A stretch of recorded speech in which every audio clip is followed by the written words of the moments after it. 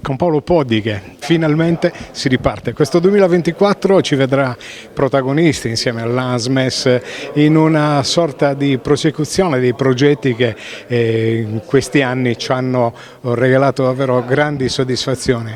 La prima perché più di 300 ragazzi ad ascoltare gli atleti del para-badminton credo che sia già un segnale di attenzione e soprattutto di interesse.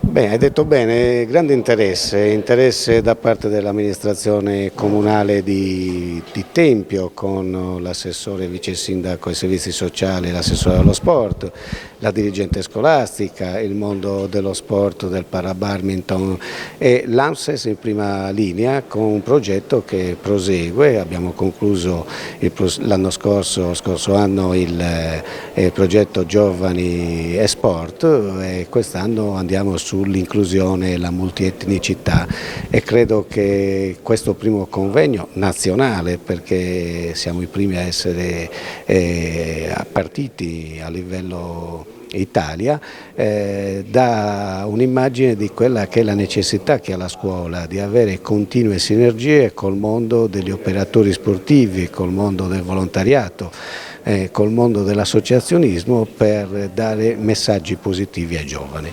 Paolo, io mi permetto anche di sottolineare il fatto che questo titolo di questo anno che ci accompagnerà è anche decisamente più fruibile perché la multietnicità l'abbiamo vista anche nella partecipazione di oggi, non c'è razza, non c'è colore, non c'è religione che non sia legata al mondo scolastico, quindi è già una buona partenza. In più quello che è non è più accettazione, perché ormai è talmente radicato, credo, che a noi ci tratta solo e esclusivamente di diluire ancora quelle criticità che in talune parti si leggono purtroppo e si vedono.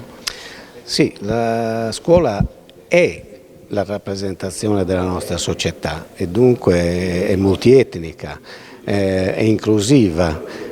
Ricordiamoci che nel mondo della scuola negli ultimi anni sono aumentate tanto le certificazioni sulle varie disabilità, da quelle piccole a quelle più grandi, e questo credo che sia però un grande andare avanti, un grande senso di socialità e di società che guarda al futuro, per aiutare i più deboli, per aiutare le persone più critiche che hanno necessità di un sostegno e di un percorso virtuoso. E noi racconteremo quelle che sono le varie situazioni nella nostra isola e oggi era la prima puntata, poi avremo in itinere anche delle date e delle città importanti anche del sud della Sardegna. Saremo qua a raccontarvele. Grazie. Grazie a voi.